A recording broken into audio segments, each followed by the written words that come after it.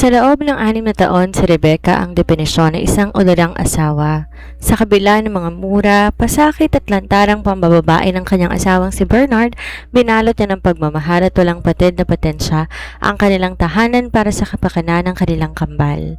Para kay Bernard, ang pagiging haligi ay nasa sukat lamang sa pera, kapangyarihan at kontrol. Hanggang isang araw ang mitsa ng pagtitiis ni Rebecca, tuluyan nang naputol ng matuklasan ang pinakamasakit na katotohanan. Nakabuntis si Bernard na ibang babae.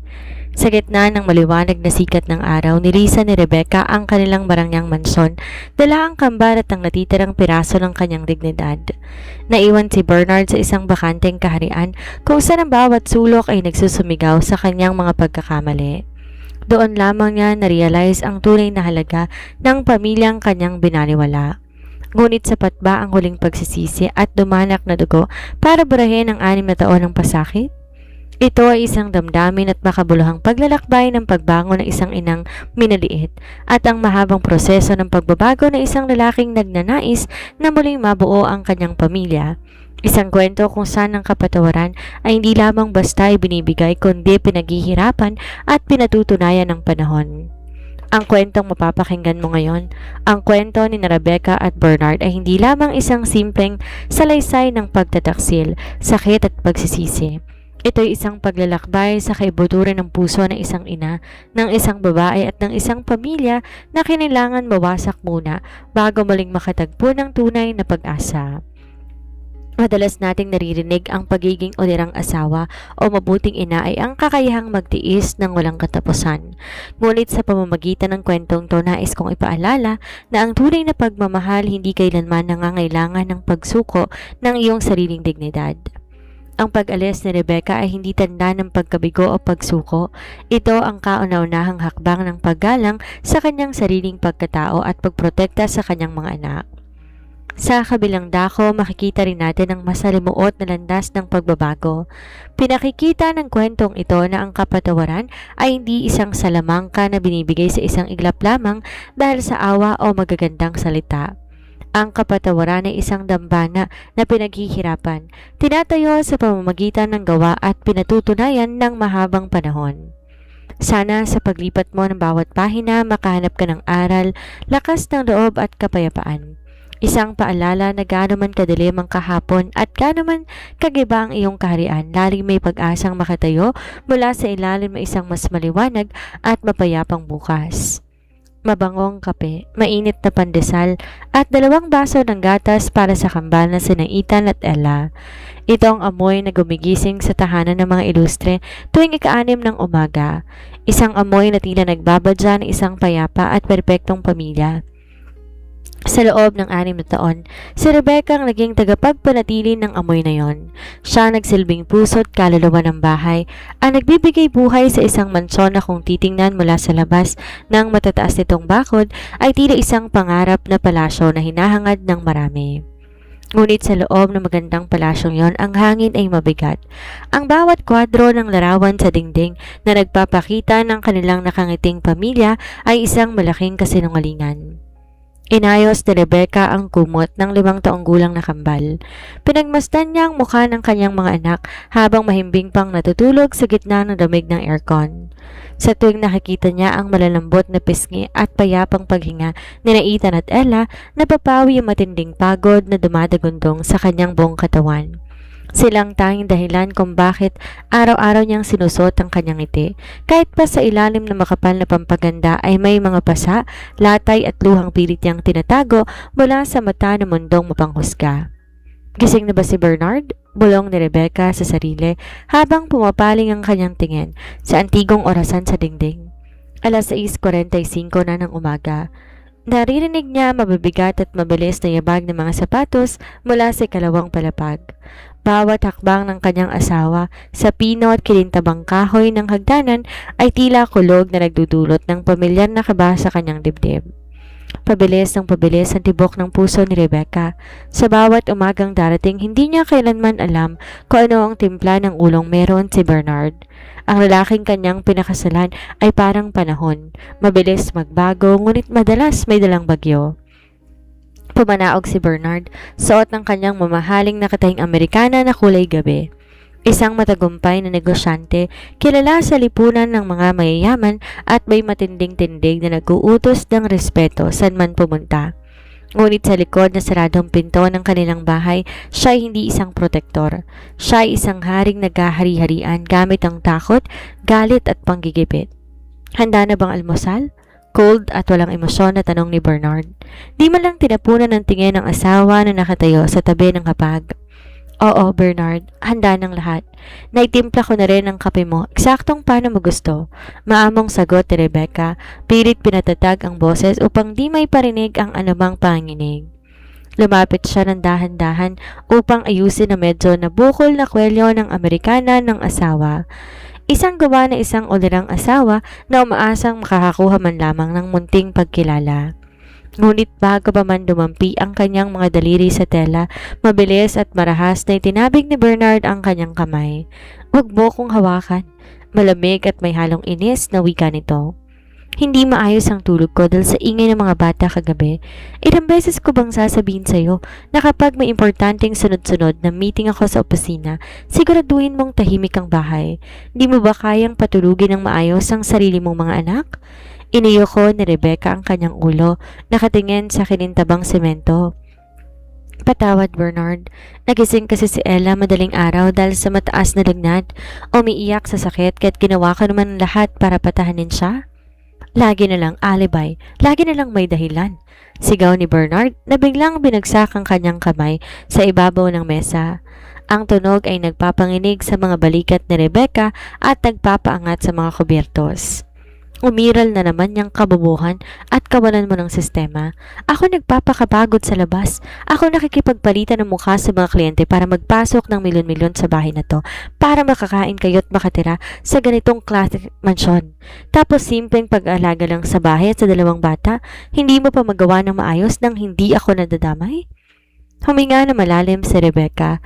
Pinikit ang kanyang mga mata habang binibilang ang bawat segundo. Sanay na siya. Sa loob ng 6 na taon ng kanilang pagsasama, natutunan niyang lunukin ang bawat bastos, masakit at pambababa sa kanyang pagkatao mula sa lalaking minsan niyang pinaglaban sa lahat. Pangarap ni Rebecca ang maging isang mahusay na guro noon. May sarili siyang mga plano, may sarili siyang talino at ambisyon. Ngunit nang magpakasal sila, sinuko niyang lahat ng yon nang hilingin, o mas tamang sabihin, utusan siya ni Bernard na maging ganap na may bahay na lamang. Sinabi ni Bernard noon na hindi kailangan magtrabaho ng kanyang asawa dahil kaya niyang ibigay ang lahat. Ang di naisip ni Rebecca ang pagbibigay na yun ng pera ang gagamiting tanikala ni Bernard para alisan siya ng boses at kalayaan. Kain ka na muna, Bernard. Masama sa tiyan magalit ng walang laman. Pagsusumamo pa rin ni Rebecca. Ang kanyang boses puno ng walang katapusang pasensya at pagpapakumbaba. Tinitigan siya ni Bernard mula ulo hanggang paa. Nang may halong pandidiri at matinding pagmamayabang na parabang ang babaeng nakatayo sa harap niya ay hindi ang taong nangakong aalagaan siya sa hirap at ginhawa, kundi isang katulong na pumasok ng walang pahintulot. Dinukot ni Bernard ang kanyang mamahaling balat na pitaka sa bulsa. Naglabas siya ng isang makapal na balot ng 1,000 piso. Sa halip iabot to ng maayos, inihagis ito sa gitna ng kapagkainan. Lumipad ang ilang papel na pera at ang iba dumaos-dos patungo sa sahig. Kumalat sa paanan ni Rebecca. Oh, dyan ka naman magaling, di ba? Sa pera ko? Sarkastikong wika ni Bernard habang nakatitig sa kanya. Gamitin mo yan para sa gamot ng bata. Bumili ka ng anumang kailangan ninyo at siguraduhin mo malinis, tahimik at maayos ang bahay na to pag uwi ko mamayang gabi. Pinagbasta ni Rebecca ang perang nagkalat sa sahig. Ang kulay rosas na mga papel na pera, tila mga latay ng kanyang pagkatao. Hindi siya kumibo, walang lumabas na salita sa kanyang mga labi. Dahan-dahan siyang lumuhod sa malamig na sahig upang damputin ang bawat piso, 1, 2, 3, habang nakaluhod sa paanan ng kanyang asawa. Naramdaman niyang patak ng mainit na luha na gumulong mula sa kanyang mga mata. Ngunit mabilis niya itong pinunasan gamit ang likod ng kanyang mga kamay bago pa man to makita at pagtawanan ni Bernard. Aalis na ako. Huwag mo kong hintayin mamayang gabi. May mahalaga at panggabing meeting ako kasama ng mga bagong investors mula sa ibang bansa. Malamig na sabi ni Bernard bago tuluyang tumalikod. Ang tunog ng kanyang sapatos ay dahan-dahang lumayo na sinundan ng malakas na pagbagsak ng pangunahing pinto na yumanig sa buong bahay. Naiwang nakaluhod si Rebecca sa gitna ng malawak na sala. Ang katahimikan na naiwan ng kanyang asawa ay mas mabigat pa kaysa sa kanyang mga sigaw. Alam ni Rebecca sa kanyang sarili kung anong tunay na ibig sabihin ng meeting na yon. Hindi ito tungkol sa mga negosyo, stocks o investors. Ilang beses niya nang nakita ang mga marka ng lipstick sa kwelyo ng mga polo ni Bernard habang naglalaba. Ilang beses niyang naaamoy ang matapang at pambabaeng pabango sa Amerikana nito. Isang amoy na napakalayo sa mababangong bulaklak na ginagamit niya. Ilang beses na rin niyang narinig ang palahigang pagring ng telepono nito sa gitna ng hating gabi kung saan lumalabas si Bernard papuntang balkonahe habang nagbubulong ng mga salitang kailanman hindi na nito sinabi sa kanya. Ngunit sa kabila ng lahat ng yon, nagbubulag-bulagan si Rebecca. Nagbibingi-bingihan siya. Pinipilit niyang maging ulirang asawa ang magandang silueta na isang babaeng nagtitiis sa gilid sa pag-asang isang araw magigising si Bernard mula sa kanyang pagkakamali. Umaasa siya na marirealize rin ng kanyang asawa ang tunay na halaga ng kanyang sakripisyo at magbabago to para sa pamilyang kanilang itinayo. Mama, bakit ka po nakaluhod sa sahig? Isang maliit at garalgal na boses ang pumutol sa mabitak na pag-iisip ni Rebecca. Nang iangat niya ang kanyang ulo, nakatayo sa paanan ng hagdanan si Ethan. Hawak-hawak ang maliit na kamay ng kanyang kambal na si Ella. Si Ella ay nakasandal sa kanyang kapatid. Mamula-mula ang mga pisngi at namumutla ang mga labi dahil sa mataas na lagnat. Mabilis na nagbagong ekspresyon sa mukha ni Rebecca. Sa isang iglap, pinalitan niya ng matamis at maamong ngiti lahat ng pait at kalungkutan. Mabilis siyang tumayo, inayos ang kanyang damit at patakbong lumapit sa dalawang bata upang yakapin sila ng mahigpit. Naku mga anak, wala ito. May inayos lang si mama sa sahig. Malambot na wika ni Rebecca habang hinahalikan ng noo ng dalawa. Patagong sinusuri ang init ng katawan ni Ella. Gising na pala ang mga prinsipe at prinsesa ko. Halina kayo, mainit pa ang gatas at almusal. Si Papa po, umalis na naman po ba siya nang di nagpapaalam sa amin? Tanong ni Ethan habang nakatitig sa pintuan na nilabasan ng kanyang ama. Kahit bata pa sina Ethan at Ella, nararamdaman nila ang lamig ng kanilang ama. Ang mga matang dapat sana ay puno ng pagmamahal tuwing nakikita ang ama ay pinalitan na ng takot at pag-aalinlangan. Abala lang si Papa sa trabaho anak. Para sa inyo rin naman ang ginagawa niya. Pagsisinungaling ni Rebecca. Isang kasinungalingang ilang libong beses niyang inulit-ulit sa kanyang mga anak at sa kanyang sarili. Inakay ni Rebecca ang kambal patungo sa hapagkainan. Habang pinagmamasdan niya ang dalawang bata na masayang umiinom ng gatas, naramdaman niya ang matinding kirot sa kanyang dibdib. Sa kaibuturan ng kanyang puso, alam ni Rebecca, unti-unti nang nauubos ang kanyang lakas. Ang kandilang kumakatawan sa kanyang pasensya ay halos maubos na at nakatungtong na sa huling patak ng semento. Ngunit habang nakatingin sa mga inosenteng mata ng kanyang mga anak, muli niyang pinatigas ang kanyang kalooban. Sinasabi niya sa kanyang sarili, titiisin ko ang lahat. Ang mura, ang pananakit, ang pambababae. Lahat gagawin ko para manatiling buo ang pamilyang to, para sa kambal. Ngunit hindi alam ni Rebecca ang oras ay mabilis sa tumatakbo. Ang bagyong wawasak sa natitira niyang pasensya ay hindi na lamang basta nagbabadya, ito ay mabilis na lumalapit. Isang bagyong magdadala ng isang katotohanang napakasakit na kahit ang pinakamatatag na ulirang asawa ay hindi na makakayanang takpan ng anumang antas ng pagtitimpi. Maliwanag ang mga ilaw sa loob ng marangyang gusali ng Ilustre Financial Group sa gitna ng Bonifacio Global City. Sa ika-55 palapag kung saan naroon ang opisina ng Pangulo at Chief Executive Officer, nakadungaw si Bernard sa malaking salaming bintana. Mula rito ang mga sasakyan sa ibaba, tila maliliit na langgam lamang at ang mga taong naglalakad ay hindi maaninag. Ito ang mundong binuo ni Bernard, isang mundong nakatayo sa pera, kapangyarihan at kontrol. Para kay Bernard, ang pagiging haligi ng tahanan ay may isang kahulugan lamang, ang maging tagapagbigay ng pera. Sa kanyang paniniwala, hanggat nakatira ang kanyang pamilya sa isang mansyon, hanggat nakasusuot ng mamahaling damit ang kanyang mga anak, at hanggat walang humihingi ng limos sa kanila, ginagampanan niya ng perpekto ang kanyang tungkulin bilang ama at asawa. Ang emosyon, lambing at oras ay mga bagay na para lang sa mahihina, mga bagay na wala na siyang panahong ibigay. Tumunog ang mamahaling telepono sa kanyang mesa. Dahan-dahan siyang humarap at sinagot ito. Sir Bernard, nakahanda na po ang sasakyan para sa hapunan kasama si Miss Valerie, wika ng kanyang kalihim mula sa kabilang linya. Sige, pababa na ako, malamig niyang tugon. Isang ngiti ng pagmamayabang ang gumuhit sa mga labi ni Bernard. Si Valerie, isang magandang modelo at lifestyle influencer na 3 taon niya ng lihim na nakakasama. Si Valerie ang eksaktong kabaliktaran ni Rebecca.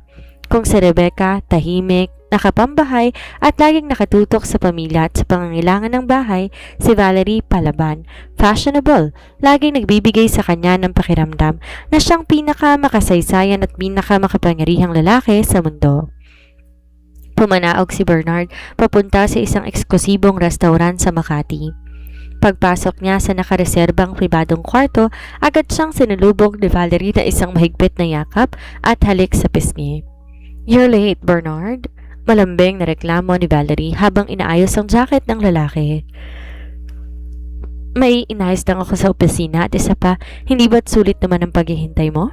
Sagot ni Bernard sabay abot na isang maliit na kwadradong kahon. Nang buksan to ni Valerie, lumabas ang isang kumikislap na brilyanteng kwintas. Napatili sa tuwa ang dalaga at agad na nilayag ang leeg ni Bernard.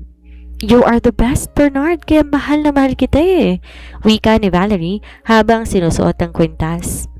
Pinagmasdan ni Bernard ang babae. Sa isip niya, simple lang ang mundo. Bibigyan niya ng pera at mamahaling gamit ang mga tao at bilang kapalit ibibigay ng mga ito ang respeto, pagsunod at ligayang gusto niya. Ginagawa niya to kay Valerie at ginagawa niya rin to kay Rebecca. Ang pagkakaiba lang para sa kanya, si Rebecca ay obligasyon na lamang. Isang palamuti sa bahay na dapat maging sunod-sunuran dahil siya ang nagpapakain dito. Habang naghahapunan sila ng mamahaling steak at wine, tumunog ang telepono ni Bernard. Nakita niya ang pangalan ng kanyang asawa sa screen, Rebecca. Napasimangot si Bernard at agad na pinatay ang tawag nang di man lang to sinasagot. Sino yon? Ang wife mo? Tanong ni Valerie na may bahid ng panliliit sa boses. Sino pa ba? Walang ibang ginawa kundi mang abala. Inis na sabi ni Bernard habang nagbubuhos ng alak sa kanyang baso. Araw-araw na lang tumatawag para sa walang kwentang bagay. Nakakasakal. But ayaw mo na lang kasing makipaghiwalay sa kanya. You're not happy with her anymore, Bernard. Nakikita ko kung paano kanyang pinapagod. Pagpapakyut ni Valerie, pilit na sinusulong ang sariling agenda. Bahagyang napangiti si Bernard, umiling siya. Hindi ganun kasimple yon, Valerie. May pangalan at reputasyon akong pinoprotektahan sa negosyo. Ang isang matagumpay na CEO kailangan may maayos na pamilya sa mata ng publiko. Tsaka saan naman pupunta si Rebecca kung iiwan ko? Siya, wala siyang trabaho, wala siyang pera. Mamamatay sa gutom yun at ang mga bata kapag wala ako. May halong panggigipit at sobrang pagmamalaki sa mga salita ni Bernard. Naniniwala siya na walang kakayahan sa Rebeccaang mabuhay nang wala siya. At ang paniniwalang to ang nagbibigay sa kanya ng lakas ng loob para tapak-tapakan ang dignidad ng kanyang asawa nang walang takot na ito'y lalaban o aalis.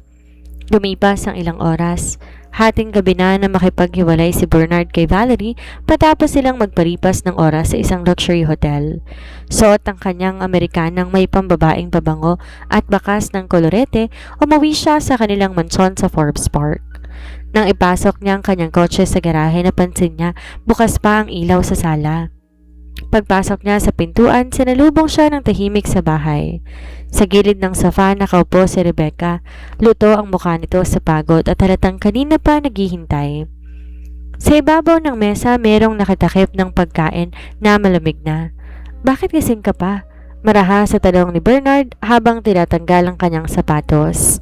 Tumayo si Rebecca, lumapit siya, ngunit huminto rin ng maamoy ang matapang na pabangong pambabae na nakabalot sa asawa. Nanikip ang dibdib ni Rebecca, ngunit pilit niya lang pinatatag ang kanyang boses.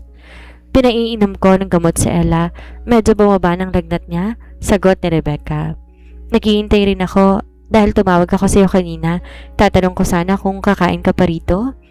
Ilang beses ko bang sasabihin sa iyo na kapag may meeting ako, wag mo akong tinatawagan?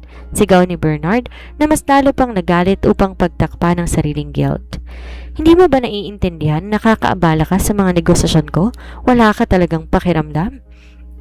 Tinitigan siya ni Rebecca diretso sa mga mata. Sa unang pagkakataon sa loob ng mahabang panahon, walang luhang lumabas sa mata ng dalaga. Ang mga mata nito ay puno ng matinding pagod at lalim na hindi maawawaan ni Bernard. Meeting ba talaga, Bernard? Dahan-dahan at mahinang tanong ni Rebecca. Napatigil si Bernard, kumunot ang kanyang noo. Ano bang pinagsasasabi mo? Amoy ng pabango na ibang babae ang dala mo sa bahay na to, Bernard, at hindi itong unang pagkakataon. Bulong ni Rebecca, bagaman ang bawat salita ay parang kutsilyo na sumasaksak sa katahimikan ng gabi. Ginagawa ko lahat para maging mabuting asawa. Inahalagaan ko ang mga anak mo. Tinitiis ko ang mga sigaw mo, ang panggagahasa mo sa dignidad ko araw-araw. Pero bakit kailangan mo pa ako ipahiya ng ganito? Bagaman nagulat sa biglaang paglaban ng asawa, agad pinalitan ni Bernard ng galit at panggigipit ang kanyang emosyon. Lumapit siya ng mabilis, dinuro si Rebecca sa mukha. Huwag mo kong mamasamain sa loob ng bahay na to, Rebecca. Galit na bulyaw ni Bernard. Sino ka para pagsabihan ako? Sino nagpapakain sa'yo? Sino nagbabayad ng mga damit na suot mo? Sino naglalagay ng bubong sa ulo mo at ng mga anak mo? Ako! Lahat ng meron ka galing sa akin, kahit huwag kang mag-iinarte na parang may karapatan kang kwestiyonin ako. Pinagbasta ni Rebecca ang mukha ng kanyang asawa. Ang lalaking dating nangakong mamahalin siya, ngunit ngayon naging isang halimaw na nilamon na sariling pera at kapangyarihan. Ang pera mo ay hindi sapat para bilhin ng pagkatao ko, Bernard, napakahinang sabi ni Rebecca. Ngunit may matinding firmness sa kanyang boses. Aba, lumalaban ka na ngayon, natatawang sabi ni Bernard nang may halong panggigipit. Tingnan natin kung hanggang saan makakarating ang yabang mo. Kapag pinalayas kita rito ng walang ni piso sa bulsa, matuto kang lumugar, Rebecca, dahil wala sa kundi isang simpleng may bahay na nakadepende sa akin. Tumalikod si Bernard at panabog na umakyat sa ikalawang palapag.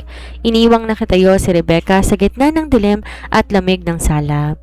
Hindi alam ni Bernard ang mga salitang bitaw niya noong gabing iyon ang huling pako ng krus na pumatay sa natitirang pagmamahal at pasensya ni Rebecca. Ang haligi ng tahanan na ginawa niya sa pamamagitan ng pera at pasakit nagsisimulang mabitak at ang pagbagsak nito ay magiging napakabilis at napakasakit. Naging napakatahimik ng mga sumunod na araw sa loob ng mansyon, ngunit ito ang uri ng katahimikan bagong pagdating ng isang napakalakas na bagyo. Mula nung gabing yon, di na nakipagtalo pa si Rebecca. Ginagawa pa rin niya ang kanyang mga gawaing bahay. Pinapakain ng kambal, inaayos sa mga gamit ni Bernard, ngunit wala na ang pamilyar na init at lambing sa kanyang mga kilos. Naging tila isang espiritu na lamang siyang naglalakad sa loob ng sarili niyang tahanan. Akala ni Bernard nagtagumpay siya. Sa kanyang isip, muli niyang napasa ilalim sa kanyang kontrol ang asawa. Naniniwala siya ng pananahimik ni Rebecca, tanda ng pagtanggap sa kanyang kapalaran, na wala itong magagawa kundi magtiis at sumunod sa kanya dahil wala itong sariling pera at kakayahang tumayo sa sariling mga paa. Ngunit nagkamali si Bernard. Ang pananahimik ni Rebecca hindi pagsuko, kundi ang pag-iipon na natitirang lakas para sa huling hininga ng kanyang dignidad.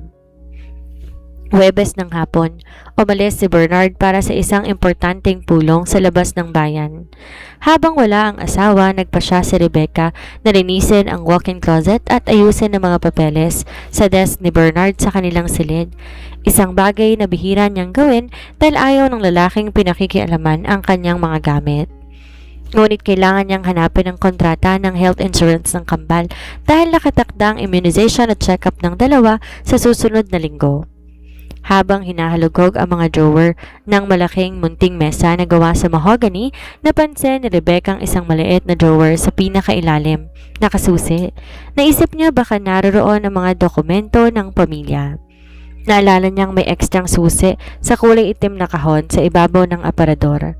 At nang buksan niya ang drawer, walang mga dokumento ng insurance ang naroroon.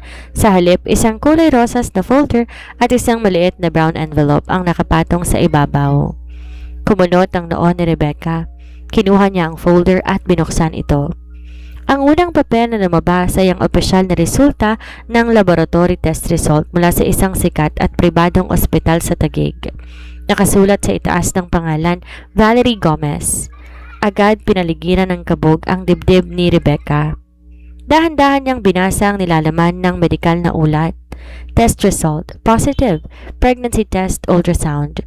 Gestational age, 12 weeks and 4 days. Nang lamig ang buong katawan ni Rebecca, nabalot ng matinding panginginig ang kanyang mga kamay. Buntis si Valerie, 3 buwan na, ngunit ang mas matinding kasalanan ay nakatago sa brown envelope na nasa ilalim ng folder. Nang buksan niya ito, bumagsak sa kanyang kandungan ng ilang piraso ng malinaw na larawan ng mga dokumento. May larawan to ni Bernard at ni Valerie sa loob ng isang kilalang fertility clinic at OB-GYN clinic.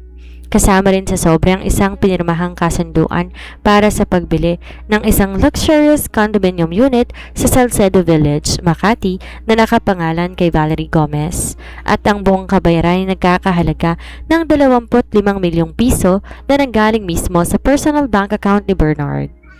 May nakatagpiring sulat kamay ni Bernard sa gilid ng isang resibo para sa susunod kong tagapagmana at sa babaeng nagbigay sa akin ng ligaya. Parang pinagsakloban ng langit at lupa si Rebecca. Ang hangin sa loob ng kwarto biglang nawala at naramdaman niya ang matinding pagsusuka at pagkahilo. Napaupo siya sa malamig na sahig habang hawak ang papel na yon. Tagapagmana? Bulong ni Rebecca sa sarili habang ang mga luha ay mabilis na dumadaloy sa kanyang mga pisngi. Tagapagmana? Anong turing ni Bernard kina Ethan at Ella? At ano ang tingin niya sa 6 na taong binigay niya sa pamilyang to? Sa loob ng 6 na taon, tinitiis niya ang pambubugbog sa kanyang damdamin, ang pagpapababa sa kanyang pagkatao, ang pasa sa kanyang balat, ang paulit-ulit na pagpaparamdam sa kanya na wala siyang kwenta dahil wala siyang pera at lahat ng yon, tiniis niya sa paniniwalang kahit paano, may pamilya pa rin siyang pinoprotektahan. Ngunit ang katotohanan, binaliwala na ni Bernard ang lahat. Hindi lang pala pambababae ang ginagawa nito. Nagbuo na ito ng panibagong pamilya habang niloloko at ginagamit siya bilang isang libreng katulong at tagapag-alaga sa bahay. Naalala pa ni Rebecca ang mga salita ni Bernard noong isang gabi. Saan ka pupunta kung iiwan kita?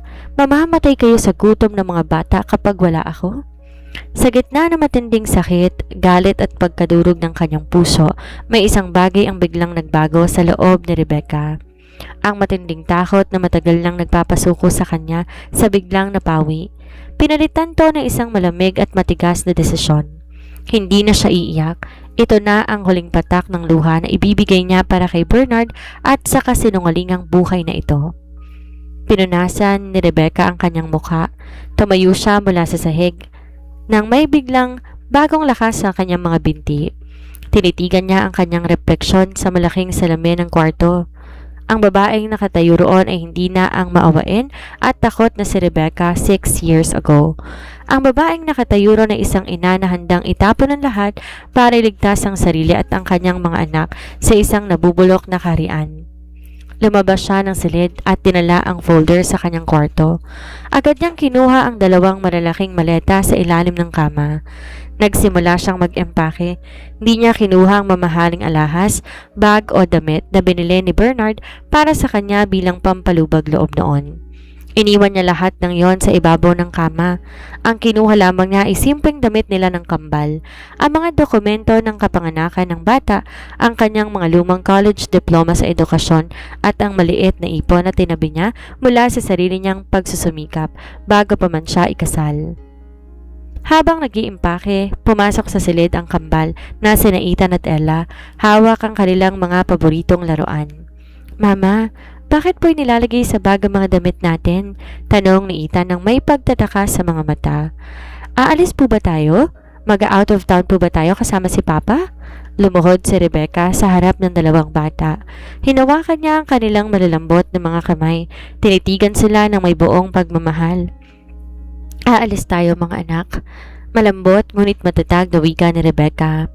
Maglalakbay tayo papunta sa isang lugar kung saan hindi na tayo matatakot, kung saan magiging masaya tayo araw-araw.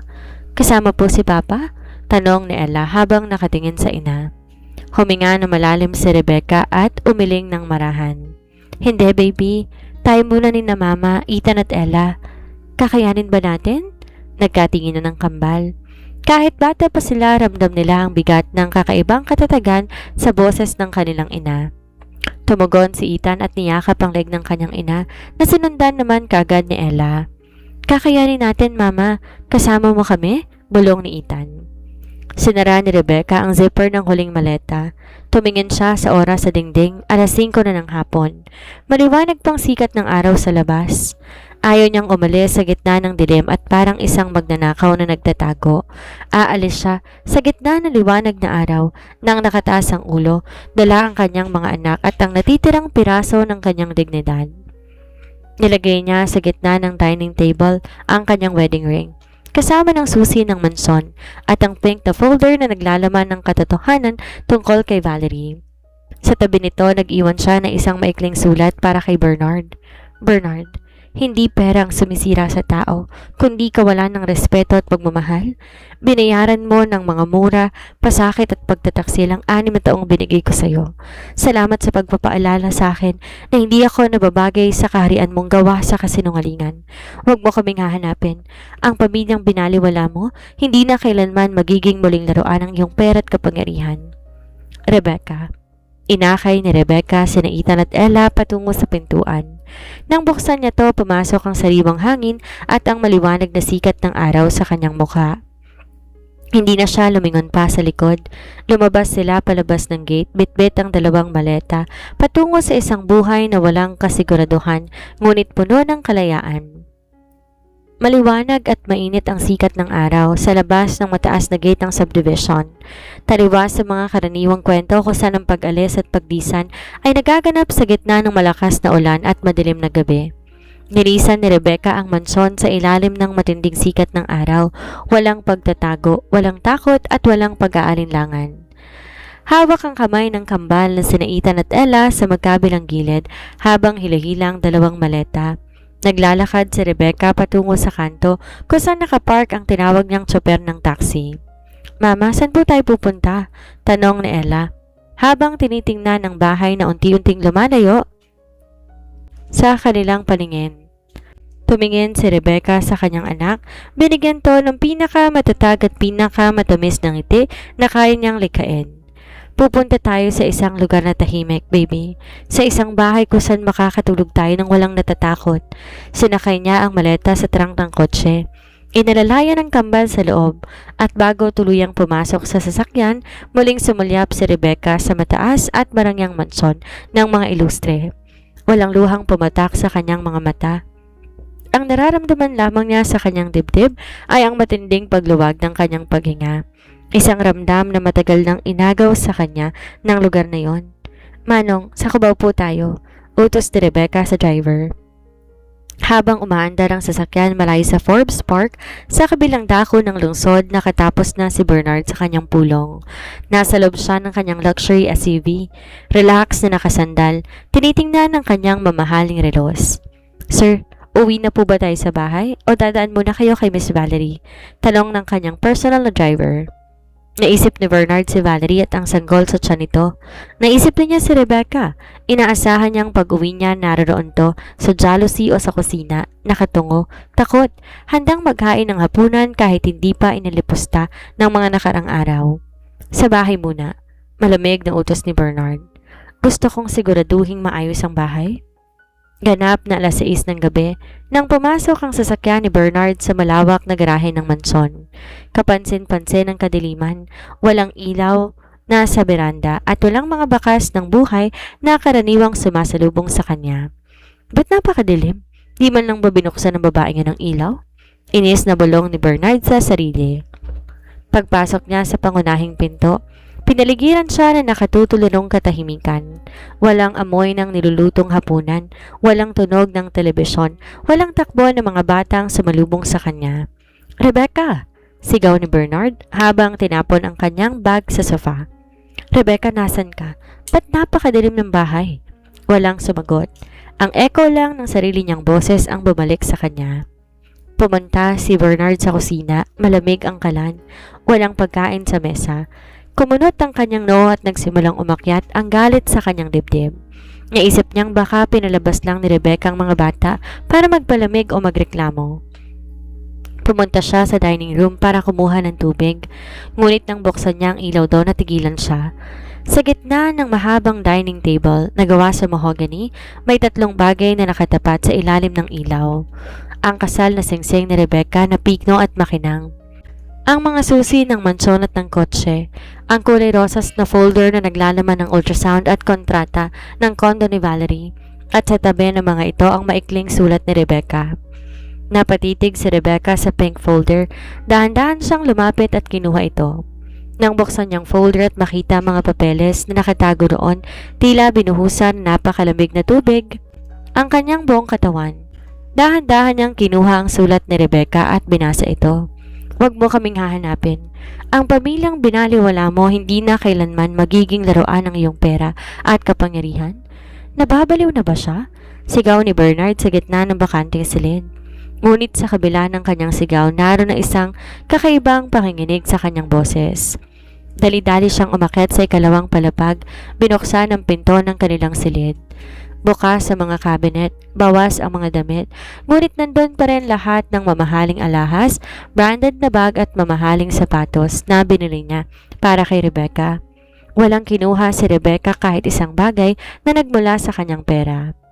Pumunta siya sa kwarto ng kambal, marinis sa mga kama. Wala ang mga paboritong laruan ni Ethan at Ella, wala ang kanilang mga bag. Doon lamang unti-unting lumubog sa utak ni Bernard ang katotohanan. Umalis na si Rebecca, dala ang kanyang mga anak, at hindi ito isang simpleng paglalayas para magpaawa. Ito ay isang formal na pagtalikod sa kanya. Saan ka pupunta, Rebecca? Galit at naguguluhang sigaw ni Bernard habang nakatayo sa gitna ng bakanting kwarto ng mga bata. Wala kang pera, wala kang trabaho, babalik ka rin dito. Linimusan mo rin ako ng tulong pagkalipas ng ilang araw? Lumabas siya sa balkonahe at pilit na tiningnan ang madilim na kalsada sa labas, ngunit walang tao, walang sasakyan. Nilabas niya ang kanyang telepono at tinawagan ang numero ni Rebecca. The number you are dialing cannot be reached. Ibinaba niyang telepono at muling tinawagan, unreachable. Pinalitan at pinatay na ni Rebecca ang kanyang SIM card. Napaupo si Bernard sa gilid ng malaking kama sa kanilang kwarto. Sa unang pagkakataon sa loob ng 6 na taon, naramdaman niya matinding lambong ng katahimikan sa loob ng kanyang sariling bahay. Ang malaking mansyon na tinuturing niyang kaharian, ang patunay ng kanyang tagumpay, pera at kapangyarihan ay biglang naging isang napakalaki, napakalamig at bakanting kulungan. Bawat sulok ng bahay, ang kusina, kung saan laging naghahanda ng kape si Rebecca, ang sala kung saan naglalaro ang kambal, ang hagdanan kung saan naririnig ang maliliit na yabag ni Ethan at Ella ay tila nagsusumigaw at nagpapaalala sa kanya ng kanyang mga pagkakamali. Tinitigan ni Bernard ang kanyang sariling kamay. Meron siyang daan-daang milyong piso sa bangko. Meron siyang mga ari-arian. Meron siyang sasakyan at meron siyang ibang babae na naghihintay sa kanya. Ngunit sa gabing yon, habang nakatitig sa bakanting silid ng kanyang mga anak, naramdaman ni Bernard na isang bagay na hindi pa niya naramdaman kailanman sa kanyang buong buhay. Ang maging ganap at lubos na mahirap. Lumipas ang unang linggo pagkatapos ng pag-alis ni Rebecca. Para kay Bernard, ang mga unang araw ay nagdaan sa ilalim ng isang matigas at masking nagalit at panggigipit. Sa tuwing pumapasok siya sa opisina, tinataas niya ang kanyang baba, pinananatili ang kanyang ngiti at pinapakitang walang anumang pagbabago sa kanyang buhay. Sinabi niya sa sariling dilipas din ng ilang araw, kusa ring babalik si Rebecca. Paniniwala niya kapag naubos na ang konting ipon ng babae at kapag naramdaman na rin ito ang hirap ng buhay nang walang suporta mula sa kanya, lalapit din to at magmamakaawa sa kanyang paanan. Ngunit dumating ang 2 linggo at nanatiling tahimik ang linya. Walang tawag, walang mensahe, walang anumang bakas. At doon nagsimulang magbagong lahat. Gabi-gabi ang pag-uwi sa mansyon ay naging isang uri ng parusa para kay Bernard. Pagkapasok pa lang niya sa pintuan, ang matinding lamig at katahimikan ay sumasalubong sa kanya na parang isang buhay na nilalang. Wala nang amoy ng masarap na hapunan na laging nakahain. Wala nang maliwanag na ilaw sa sala at higit sa lahat, wala nang maliit na yabag na mga paa ni Ethan at Ella na tumatakbo patungo sa pintuan habang sumisigaw ng, "Papa! Tumating na si Papa!" Pumunta siya sa sala. Umupo sa gitna ng malawak na sofa. Tinitigan ng malaking family portrait na nakakabit sa gitna ng dingding. Sa larawan, nakangiti si Rebecca, hawak si Ethan at Ella. Tinitigan ni Bernard ang mata ng kanyang asawa sa larawan. Mga matang sa loob ng 6 na taon ay puno ng lambing at pasensya, ngunit binaliwala niya at tinuring na walang halaga. Isang gabi, sa gitna ng kanyang pag-iisa, tumawag si Valerie. "Bernard, nasan ka na? Naghintay ako sa kondo. Ang sabi mo, kakain tayo sa labas ngayong gabi." Malambing ngulit may bahid ng reklamo na wika ni Valerie sa kabilang linya. Huminga na malalim si Bernard, hawak ng isang baso ng whiskey habang nakatitig sa bakanting hapagkainan. "Valerie, hindi ako makakapunta ngayong gabi. Masama ang pakiramdam ko." "What? Bakit ngayon pa? Tsaka Bernard, nag-usap pa tayo tungkol sa kasal at sa pag-ayos ng papel natin. Buntis ako at kailangan nating pagpanuhan ang hinaharap ng baby natin," giit ni Valerie. Sa unang pagkakataon, naramdaman ni Bernard ang matinding iritasyon sa boses ni Valerie. Dati-dati ang boses na ito ang nagbibigay sa kanya ng panandaliang ligaya at pagtakas mula sa monotony ng kanyang buhay. Ngunit ngayon, sa gitna ng kanyang pag-iisa, nararamdaman niya ang matinding kaibahan. Si Valerie ay tumatawag para sa kanyang mga hiling, sa kanyang kondo at sa kanyang mga demand. Walang kahit isang beses na nagtanong to kung kumain na ba siya, kung maayos ba ang tulog niya o kung kamusta ang lagay ng kanyang puso. Naalala niya si Rebecca. Si Rebecca na kahit kailan hindi humingi ng kahit anong mamahaling bagay sa kanya. Si Rebecca na kahit pagod at pinubulyawan niya, laging tinitiyak na nakakain siya na maayos at nakakapagpahinga. "Bukas na lang tayo mag-usap, Valerie," malamig na sabi ni Bernard at agad na pinatay ang telepono. Binaba niya ang telepono at tumayo. Pumunta siya sa kwarto ng kambal. Binuksan niya ang ilaw. Ang silid ay malinis ngunit walang buhay. Lumapit siya sa maliit na kama ni Ethan. Sa ilalim ng unan may nakita siyang isang maliit na guhit sa papel. Kinuha niya to at tiningnan. Guhit yon ni Ethan, isang simpleng larawan ng 4 na tao, isang lalaking may korona, isang babae na may bulaklak at 2 maliliit na bata. Sa ilalim ng larawan nakasulat ang pautal-utal na sulat kamay ng kanyang anak. "Pamilya ko, mahal ko si Papa at Mama." Napatitig si Bernard sa papel. Ang pader na tinayo niya sa kanyang puso gamit ang pera, kapangyarihan at matinding pagmamalaki, biglang nagbitak. Ang isang patak ng luha, isang bagay na hindi niya ginawa sa loob ng napakaraming taon ay dahan-dahan na gumulong mula sa kanyang mata at pumatak sa papel na hawak niya. Doon pumasok sa kanyang isip lahat ng kanyang ginawa. Naalala niya kung paano niya tinapon ng pera sa sahig at pinapanood si Rebecca na lumuhod para damputin yon. Naalala niya kung paano niyang sinigawan ng asawa sa harap ng mga bata. Naalala niya bawat marka ng sakit na iniwan niya sa puso na babaeng walang ibang ginawa kundi ang mahalin at alagaan siya. "Anong ginawa ko?" bulong ni Bernard sa sarili habang napapaluhod sa tabi ng kama ng kanyang anak. Narealize niyang isang napakasakit na katotohanan. Ang perang pinagmamalaki niya hindi kayang magpainit sa malamig na bahay na to. Ang kapangyarihang ginamit niya para tapak-tapakan si Rebecca ay wala ng silbi dahil ang taong tunay na nagmamahal sa kanya, pinalayas niya sa pamamagitan ng sarili niyang mga kamay. Naiwan siya sa isang bakanteng kaharian, isang haring may korona at trono, ngunit walang pamilyang makakasama. At sa kauna-unahang pagkakataon sa kanyang buhay, naramdaman ni Bernard ang matinding pagsisisi. Ngunit kasabay nito ang isang nakakatakot na tanong, sapat pa ba ang pagsisisi para mabawi lahat ng kanyang winasak? Habang nagmumuni-munay si Bernard sa kanyang bakanting kaharian, isang bagong mundo naman ang binubuksan ni Rebecca sa isang maliit ngunit malinis na apartment sa Cubao.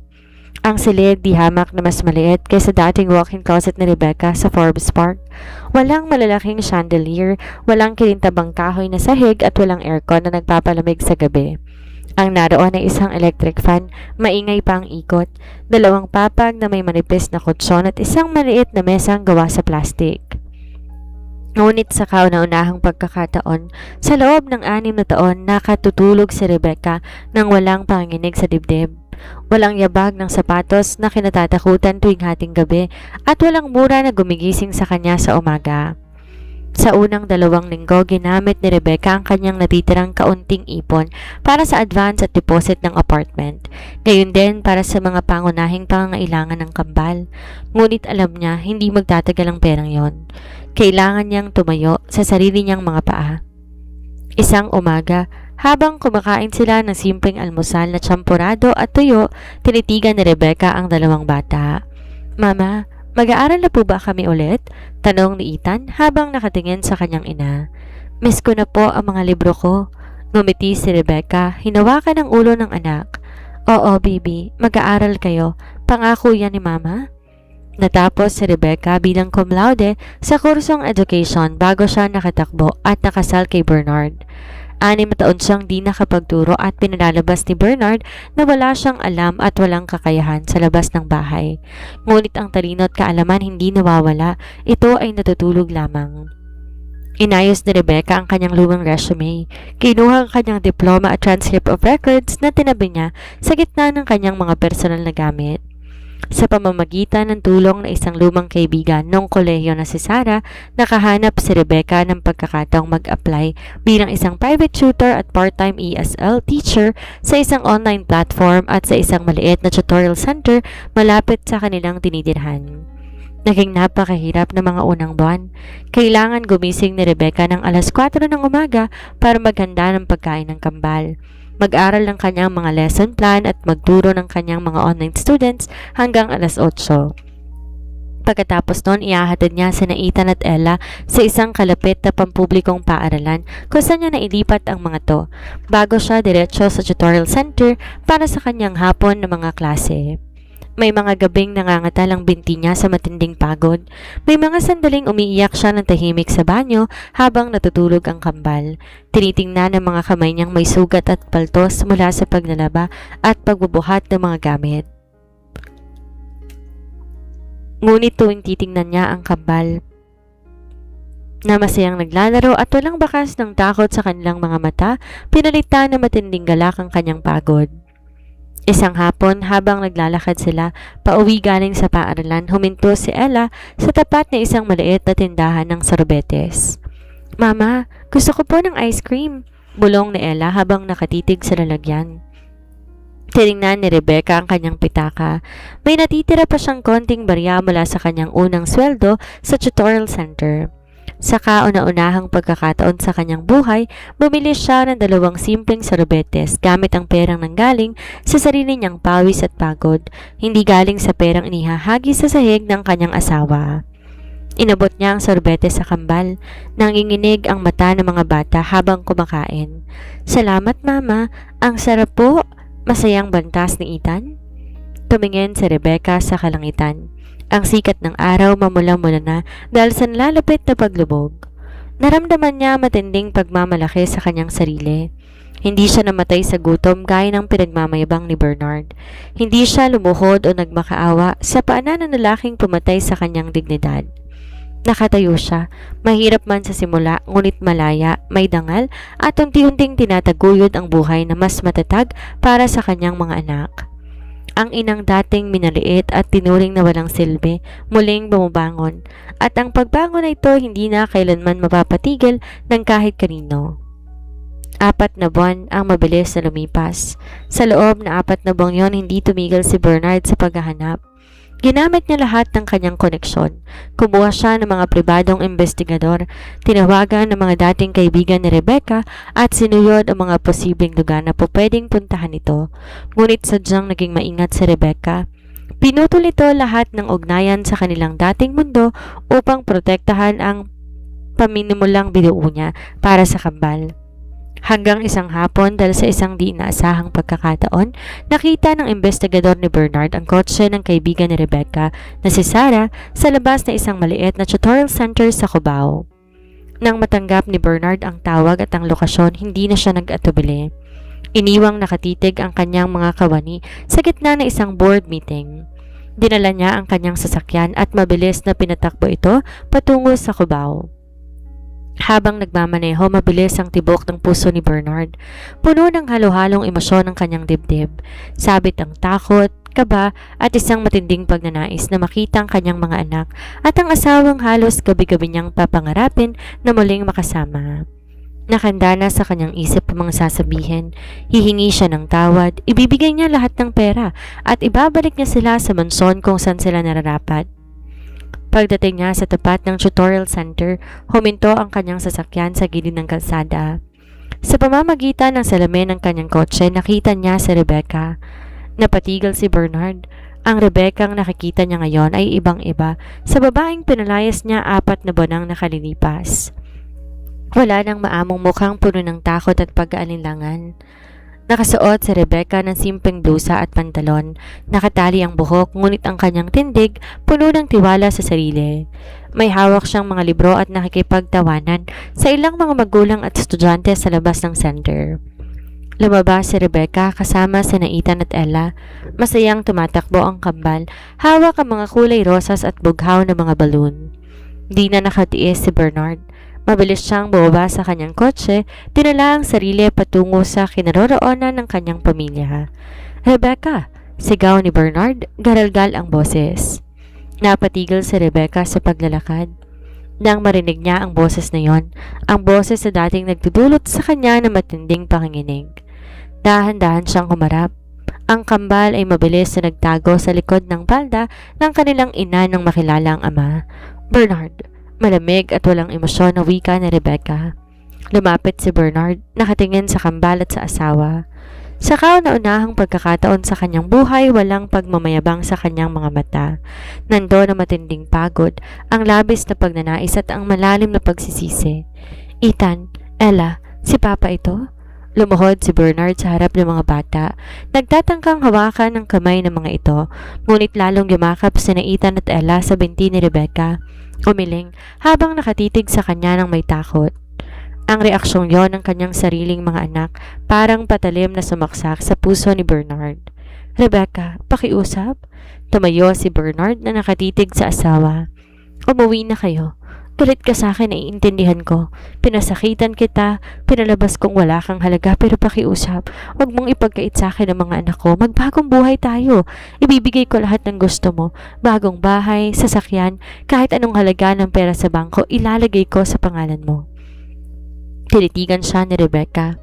Walang galit sa mata ng babae, isang bagay na nakakatakot kaysa galit, dahil ito ay ganap na kawalan ng pakiramdam. Pera na naman, Bernard? Mahina ngunit matatag na tanong ni Rebecca. Hanggang ngayon ba naniniwala ka pa rin na ang bawat sugat at kasalanan kayang takpan at bilhin ng pera mo? Hindi sa ganon, Rebecca. Narealize ko na ang lahat. Giit ni Bernard habang nagtatangkang humawak sa bisig ng asawa. Ngunit mabilis na humakbang paatras si Rebecca. Narealize ko kung gaano ko kabakante nang wala kayo. Ang bahay, ang buhay ko walang kwenta kung wala ka at ang mga bata. Nagmamakawa ko sa'yo, magsimula tayo ulit. Tiningnan ni Rebecca si Bernard mula ulo hanggang paa. Narealize mo ang halaga namin dahil umalis kami, Bernard.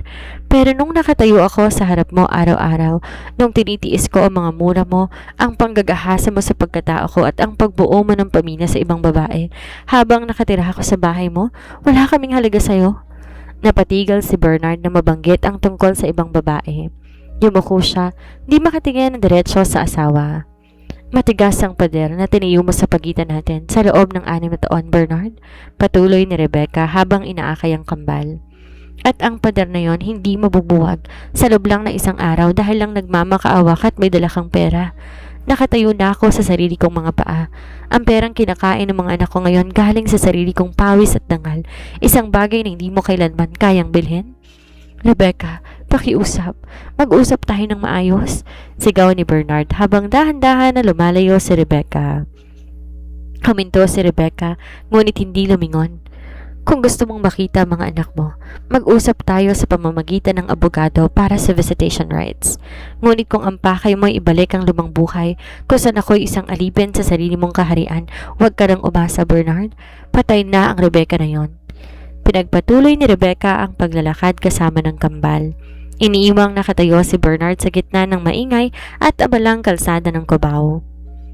Habang pinagmamasdan ni Bernard ang paglayo ng kanyang pamilya, naramdaman niya matinding hagupit ng katotohanan. Ang kapatawaran ay hindi isang bagay na maipag-uutos o mabibili. Ito ay isang napakahabang kalsada na kailangan niyang lakaran ng nakayoko, may pagpapakumbaba at patutunayan ng panahon. Ang mga salita ni Rebecca sa kalsada ng Cubao patuloy na gumagala sa isip ni Bernard na parang isang bangungot na ayaw siyang tantanan. Ngunit bago pa man niya ganap mapag-isipan ang mga susunod niyang hakbang para sa kanyang pamilya, binagsak sa kanyang kandungan na isa pang malaking realidad na matagal niyang pilit iniiwasan. Si Valerie at ang batang dinadala nito. Sa loob ng 7 buwan ng pagdadalang tao ni Valerie, halos hindi ito binibigyan ng sapat na pansin ni Bernard. Nagpapadala siya ng pera para sa mga medikal na pangangailangan nito at ipinabili ang pinangakong condominium unit sa Salcedo Village, ngunit ang kanyang emosyon at kaluluwa wala doon. Para kay Bernard, ang sanggol sa tiyan ni Valerie ay isang paalala ng kanyang matinding kapusukan at ang dahilan kung bakit nawala sa kanya si Rebecca at ang kambal. Isang Biyernes ng gabi, habang nakatitig si Bernard sa mga papeles sa kanyang opisina, biglang tumawag ang driver na tinalaga niya para kay Valerie. "Sir Bernard, sir, isasakay ko po si Ma'am Valerie sa ospital. Nag-labor po siya ng maaga, dinudugo po siya." Garalgal na balita ng driver sa kabilang linya. Napatayo si Bernard. Kahit puno ng pag-aalinlangan ng kanyang puso, nandun pa rin ang responsibilidad bilang ama. Mabilis siyang bumaba ng gusali, nagmaneho patungo sa St. Luke's Medical Center. Pagdating niya sa ospital, abot-abot ang kaba at ingay sa paligid ng delivery room.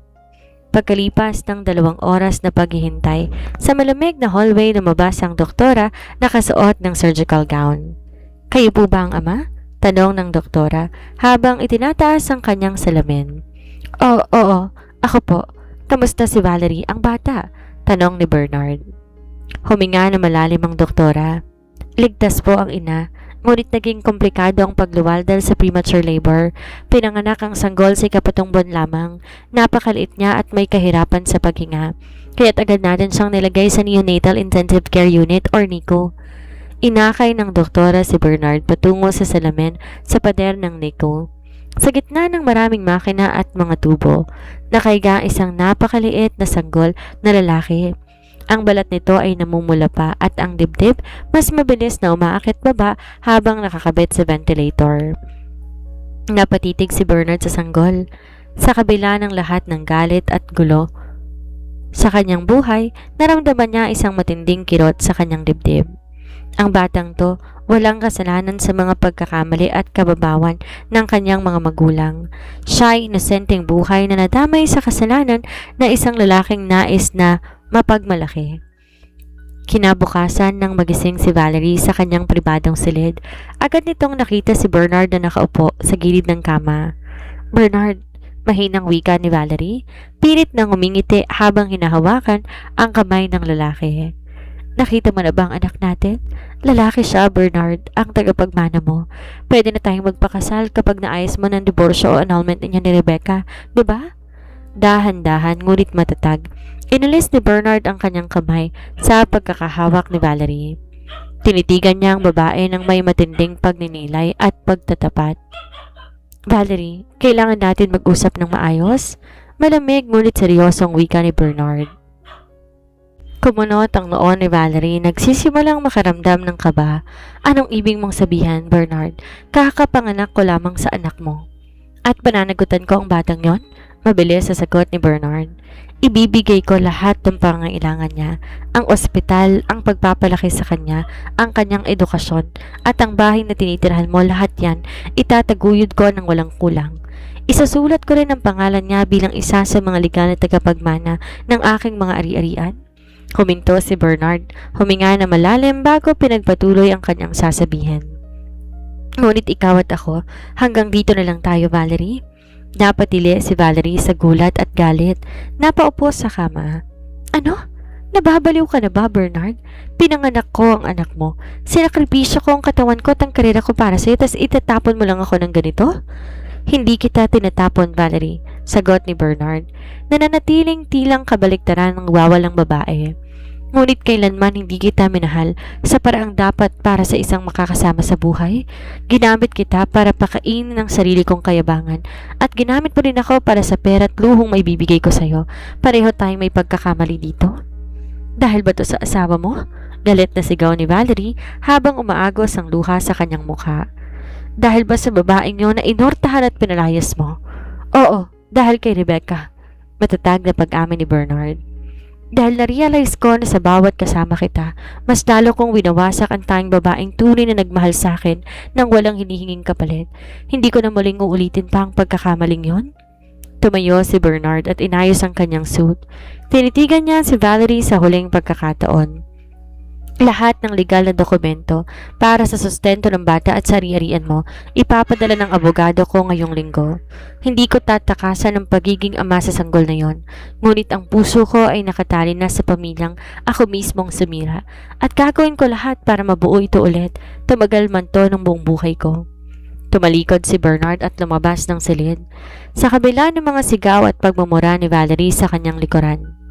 Sa unang pagkakataon, pumasok si Bernard sa isang desisyon na hindi binatay sa sariling kagustuhan o luho, kundi sa pananagutan at katotohanan. Hinarap niya ang bunga ng kanyang pagkakamali. Binayaran ang utang ng kanyang nakaraan upang magkaroon ng kahit munting karapatan na humarap muli sa pinto ng pamilyang kanyang binaliwala. Ilang linggo ang lumipas pagkatapos ng pagharap ni Bernard kay Valerie. Sa bawat araw na dumarating, patuloy ang ginagawang pagsubok ni Bernard na makalapit sa kanyang pamilya, hindi sa pamamagitan ng pananakot o pagmamayabang, kundi sa isang tahimik at respetadong paraan. Nagpadala siya ng formal na sulat sa pamamagitan ng kanyang abogado para humingi ng legal na visitation rights. Habang linggo-linggong nagpapadala ng tulong pinansyal para sa pag-aaral ng kambal sa isang hiwalay na bank account na nakapangalan kina Ethan at Ella, hindi niya pinilit si Rebecca ang tanggapin ang pera para sa sarili nito. Nirespeto niyang kagustuhan ng asawang tumayo sa sariling mga paa. Ngunit ang pader sa puso ni Rebecca ay nanatiling matigas at mataas. Hanggang dumating ang isang Biyernes ng hapon na nagpabago sa lahat.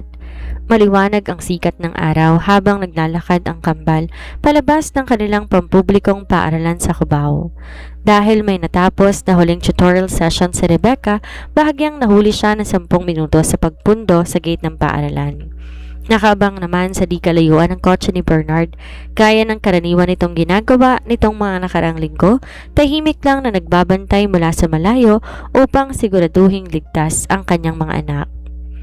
Nang makalabas si Ethan at Ella sa gate, nakakita si Ella ng isang maliit at makulay na tuta sa kabilang kanto ng kalsada. Sa katuwaan ng 5 taong gulang na bata, bigla nitong binitawan ng kamay ng kanyang kambal na si Ethan. "Ella, wag!" sigaw ni Ethan. Ngunit mabilis na tumakbo si Ella patungo sa kalsada. Saktong sandali kung kailan mabilis na humahagibis ang isang kargadong delivery van na wala ng kontrol sa preno. "Ella!" sigaw ni Rebecca na kauusad pa lamang mula sa kabilang kanto. Nanlamig ang buong katawan ng ina, parang huminto ang ikot ng mundo. Ngunit bago pa man tumama ang bakal ng sasakyan sa maliit na katawan ng bata, isang mabilis na silweta ang sumagasa sa kalsada. Mabilis tinulak ni Bernard si Ella patungo sa gilid ng kalsada, ngunit sa kabila nun siyang direktang nasagip at nahagip ng mabilis na sasakyan. Tumalsik ang katawan ni Bernard sa semento bago ito bumagsak ng walang malay, pinaliligiran ng sarili nitong dugo. "Papa!" sigaw ni Ethan habang nakatutok ang mga mata sa nakahandusay na ama. Ligtas si Ella na nakahiga sa damuhan, umiiyak sa takot, ngunit si Bernard hindi na gumagalaw sa gitna ng kalsada. Mabilis na tumakbo si Rebecca patungo sa kinaroroonan ng kanyang asawa. Lumuhod siya sa tabi nito, nanginginig ang mga kamay habang nakikita ang patuloy na pag-agos ng dugo mula sa ulo at dibdib ni Bernard. Bernard, gumising ka!" sigaw ni Rebecca, garalgal at puno ng matinding kaba ang boses. Dahan-dahan at pilit idinilat ni Bernard ang kanyang mga mata. Sa kabila ng matinding sakit at hilabon ng kanyang paningin, tinitigan niya si Rebecca at ang umiiyak na si Ella sa gilid. Isang mahinang ngiti ang gumuhit sa mga labi ni Bernard na may bakas ng dugo. Ligtas, ang bata. Mahinang bulong ni Bernard, pilit inaangat ang kanyang kamay upang hawakan ang pisngi ni Rebecca. Patawarin mo ko, Rebecca? Pagkasabi noon, tuluyan nang nawala ng malay ang lalaki. Sa loob ng emergency room ng pinakamalapit na ospital, mabilis at tensyonadong bawat minuto. Nakaabang si Rebecca sa labas kasama ng kambal, hawak-hawak niya na napakahigpit. Nanginginig ang kanyang katawan mula sa nasaksihan. Lumabas ang doktor mula sa operasyon, may dalang masamang balita. Naisagawa natin ang paunang pag-opera para sa kanyang mga fracture at internal bleeding, ngunit napakalaki ng dugong nawala sa kanya, wika ng doktor. Kailangan natin ng mabilisang blood transfusion. May pambihirang blood type ang pasyente, AB negative. Simot na ang supply natin sa blood bank ngayong gabi. Kung di tayo makakahula sa loob ng 2 oras, posibleng mag-collapse ang kanyang mga organ. Natigilan si Rebecca. AB negative. Ito ang kaparehong blood type na meron siya. Isang bagay na nalaman nila nung pinanganak niya ang kambal. Nakatayo si Rebecca sa gitna ng malamig na hallway ng ospital. Tiningnan niya ang kanyang 2 kamay. Sa loob ng 6 na taon, ang lalaking nakahiga sa loob ng kwartong yon ang nagdulot sa kanya ng matinding pasakit, pambubugbog sa damdamin at pagtataksil. Ito ang lalaking naging dahilan ng kanyang mga luha at pagdurusa. May karapatan siyang tumalikod, may dahilan siya para pabayaan to. Ngunit habang nakatingin siya kina Ethan at Ella na nakasandal sa upuan at umiiyak habang nagdarasal para sa kanilang ama, na-realize ni Rebecca ang isang bagay. Ang pagpapakita ng kabutihan at pagliligtas ng buhay ay hindi para kay Bernard. Ito ay para sa sarili niyang pagkatao at para sa kanyang mga anak. Kunin niyo ang dugo ko, matatag na wika ni Rebecca sa doktor. Kapareho ko siya ng blood type? Gulat na napatingin ng doktor. Sigurado ka ba, Mrs.? Kagagaling mo lang sa matinding stress at sigurado ako. Putol na Rebecca. Kunan niyo ako ng dugo ngayon na. Ilang oras ang tinagal ng transfusion. Habang nakahiga si Rebecca sa hospital bed at nakakabit ang tubo sa kanyang braso patungo sa lagay ng dugong ibibigay kay Bernard, nakatitig siya sa kisame. Ang dugong dumadaloy mula sa kanya patungo sa lalaking sumira sa kanyang nakaraan ay hindi tanda ng pagsuko. Ito ay tanda na ang kanyang puso ay nanatiling malinis, marangal at may kakayahang magbigay ng buhay sa kabila ng lahat. Kinabukasan ng umaga, dahan-dahang dinilat ni Bernard ang kanyang mga mata sa ICU. Ang unang nakita ng kanyang paningin ay ang puting kisame at ang maayos na tunog ng heart monitor. Nang ilingon niya ang kanyang ulo, nakita niya si Rebecca, nakaupo sa gilid ng kanyang kama. Nakapikit ang mga mata sa pagod habang may maliit na cotton ball at tape sa tapat ng ugat ng braso nito. Pumasok ang doktor, ngumiti kay Bernard. Gising ka na pala, Mr. Illustre. Napakaswerte mo. Kung di dahil sa asawa mong nagbigay ng sarili niyang dugo para sa iyo kagabi, hindi ka naaabutan ng umaga. Napatitig si Bernard sa braso ni Rebecca. Ang babaeng tinuring niyang walang halaga.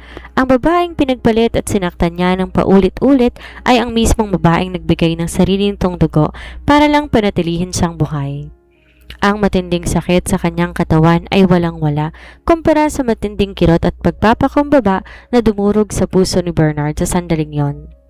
Dahan-dahan niyang inabot ang kamay ng asawa at saka una-unahang pagkakataon lumuha ang dating makapangyarihang CEO. Hindi dahil sa galit o takot kundi dahil sa matinding utang na loob at tunay na pagmamahal sa babaeng nakatayo sa kanyang piling. Naging mabagal at masakit ang pagaling ni Bernard mula sa aksidente. Ang kanyang mga balbali na tulong sa binti, ang natamo niyang fracture sa ribs at ang sugat sa ulo na kailangan ng ilang buwang pisikal na rehabilitasyon. Ngunit para kay Bernard, ang pinakamahirap na bahagi ng paggaling ay hindi ang sakit ng katawan, kundi ang pagharap sa bawat araw na batid niya. Ang dugong dumadaloy sa kanyang ugat ay nagmula sa babaeng paulit-ulit niyang sinaktan. Nang makalabas siya ng ospital, hindi na bumalik si Bernard sa dating paraan ng pamumuhay. Hindi niya ginamit ang kanyang kargadong pera upang pilitin si Rebecca na bumalik sa Forbes Park. Sa halip, gumawa siya ng isang radikal na hakbang. Pinalitan niya ang kanyang buong buhay. Bumili siya ng isang simpleng 2 palapag na bahay sa parehong barangay sa Cubao. 5 minutong lakad lamang mula sa apartment ni Rebecca. Iniwan niya ang pamamahala ng pang-araw-araw na operasyon ng Ilustre Financial Group sa kanyang mapagkakatiwalaang Chief Operating Officer at piniling magtrabaho mula sa bahay bilang isang consultant para magkaroon ng oras sa isang bagay na matagal niyang binaliwala, ang kanyang pamilya. Hindi siya naging maingay, hindi siya naging demanding. Araw-araw ganap na 7:00 ng gabi, nakatayo si Bernard sa kanto ng kalsada, may hawak na tungkodol sa kanyang pilay na binti, upang siguraduhing ligtas na nakatawid sina Ethan at Ella patungo sa paaralan. Walang dalang mamahaling kotse o mga bodyguard, nakasuot lang siya ng simpleng t-shirt at maong. Sa mga unang linggo, hindi siya kinakausap ni Rebecca. Dadaan to sa harap niya kasama ang kambal. Magtitinginan lamang sila at magpapatuloy sa paglalakad. Ngunit hindi sumuko si Bernard. Isang hapon, habang umuulan ng malakas, nakita ni Bernard si Rebecca nahihirapan magdala ng 4 na malalaking plastic ng grocery habang hawak ang payong at inaakay ang 2 bata. Kahit nahihirapan sa kanyang tungkod, mabilis na lumapit si Bernard. "Ako na, Rebecca?" Mahinang wika ni Bernard. Di na hinintay ang pagtanggi ng asawa. Dahan-dahang kinuha ang pinakamabigat na bag ng grocery. Tinitigan siya ni Rebecca. Nakita ang panginginig ng binti ng lalaki habang pilit binabalanse ang sarili sa gitna ng dulas ng kalsada.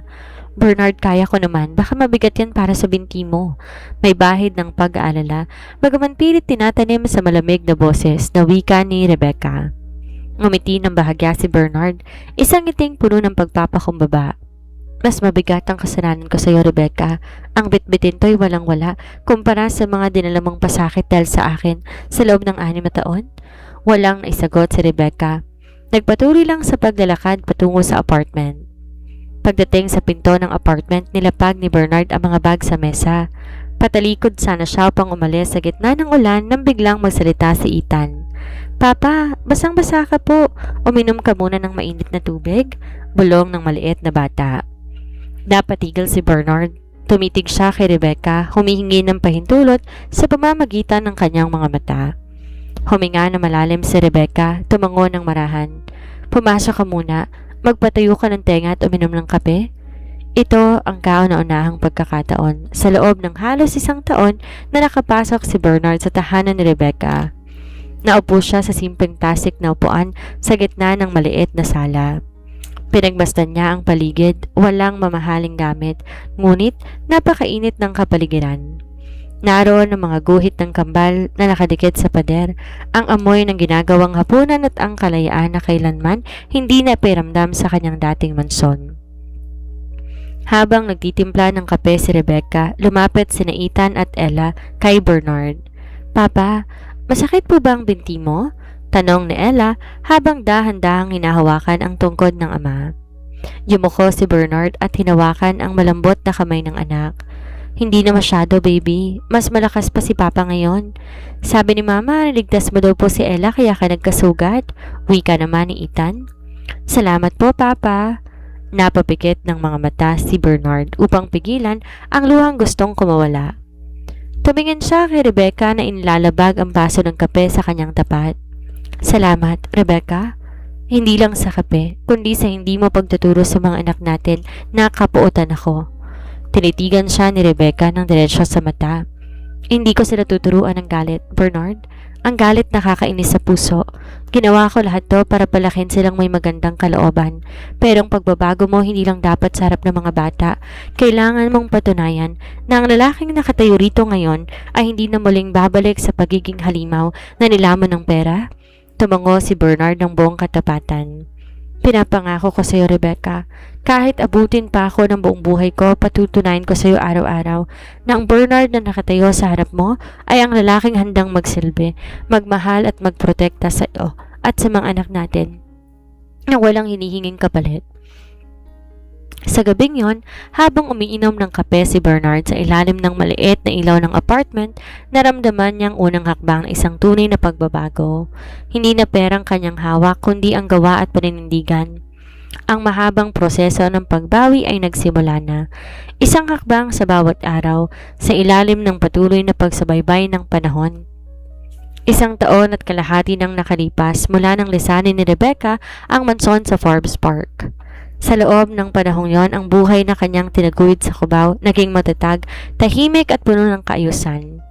Promoted siya bilang head tutor sa tutorial center at may sarili ding mga pribadong estudyante. Ang kambal na sina Ethan at Ella ay masigla, matatalino at lumalaking may malalim na pagmamahal sa kanilang ina. At si Bernard, hindi siya umalis. Araw-araw nang walang lockdown, ipinadama ni Bernard ang kanyang pagbabago. Hindi sa pamamagitan ng mamahaling regalo o mga pangakong nakasulat sa hangin, kundi sa maliit at tahimik na gawa. Siya ang gumigising ng maaga upang bumili ng pandesal. Siyang nag-aakay sa kambal papunta at pauwi mula sa paaralan. At siyang nag-aayos ng mga nasisirang gripo at ilaw sa apartment ni Rebecca. Nang magkasakit si Rebecca na matinding trangkaso nung nakaraang buwan, si Bernard ang nagpuyat. Nakaupo sa plastic na upuan sa sala, nagluluto ng sopas at tinitiyak na nakaiinom to ng gamot sa oras, habang buong paggalang na natutulog sa sofa tuwing hating gabi. Walang natitirang bakas ng dating aroganteng CEO na naghahagis ng pera sa sahig. Ang nakatayo ngayon isang lalaking natutong magpakumbaba, magsilbi at makinig. 1 linggo ng hapon habang naglalaro ang kambal sa kalapit na parke kasama si Bernard, nakaupo si Rebecca sa bench sa ilalim ng punong mangga. Pinagmamasdan niya ang kanyang pamilya. Nakikita niya kung paano lumuhod si Bernard sa damuhan upang itali ang shoelace ng sapatos ni Ella, habang nakatungko si Ethan sa balikat ng ama habang tumatawa. Lumapit si Bernard, inabutan si Rebecca ng isang baso ng malamig na buko juice. "Salamat," mahinang wika ni Rebecca. Umupo si Bernard sa kabilang dulo ng bench. Nagpapanatili ang sapat na distansya bilang respeto. Tumingin siya sa mga bata at pinaligiran ng isang malalim na katahimikan ng dalawa. "Rebecca?" Basag ni Bernard sa katahimikan. Ang kanyang boses ay maamo at puno ng pag-aalinlangan. Lumingon si Rebecca. "Ano yon, Bernard?" Huminga na malalim si Bernard. Dinukot mula sa kanyang bulsa ang isang maliit na envelope at nilagay ito sa pagitan nila sa bench. "Ano to?" tanong ni Rebecca. "Iyan ang mga papeles para sa absolute transfer of assets at ang formal na apela para sa ating legal separation o annulment, kung yun ang talagang gusto mo." Malamig at may bahid ng kalungkutan na paliwanag ni Bernard. "Nilalagay ko sa pangalan mo at ng kambal ang 75% ng aking mga ari-arian at share sa kumpanya. Wala nang makakakuha niyan. Ligtas na ang kinabukasan ninyo kahit ano pa ang mangyari." Napatitig si Rebecca sa envelope. "Bakit mo ginagawa to?" Tinitigan siya ni Bernard ng diretso sa mata, mga matang wala nang anumang pagtatago. "Dahil gusto kong malaman mo na lahat ng ginagawa ko nitong nakarang taon at kalahati ay di para pilitin kang bumalik sa akin," sagot ni Bernard. May bahid ng panginginig sa boses. "Ginawa ko to dahil nararapat sa iyo at sa mga bata ang iligtas at alagaan.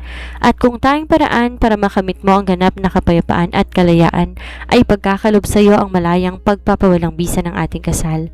Pirmahan mo yan, hahayaan kita, hindi na kita muling igagapos sa akin." Natigilan si Rebecca, tinitigan niya ang mga papel. Sa loob na napakahabang panahon, ang kalayaan at ang paglikas mula kay Bernard ang tanging pangarap na hawak-hawak niya. Ito ang layuning nagbigay sa kanya ng lakas para bumangon. Ngunit habang nakatingin sa mga papel, nagsimulang magnilay ang puso ni Rebecca.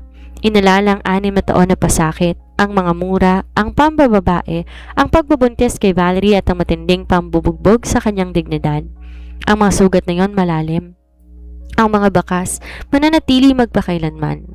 Ngunit kasabay noon inalala rin niya ang huling taon at kalahati, ang dugong nawala kay Bernard para iligtas si Ella, ang pagbuhos ng dugo ni Rebecca para iligtas si Bernard, ang pagpapakumbaba ng lalaki sa maliit na apartment, ang pag-aalaga nito nang siyang may sakit, at ang tapat na pagtanggap nito sa kanyang mga pagkakamali nang walang anumang alibay.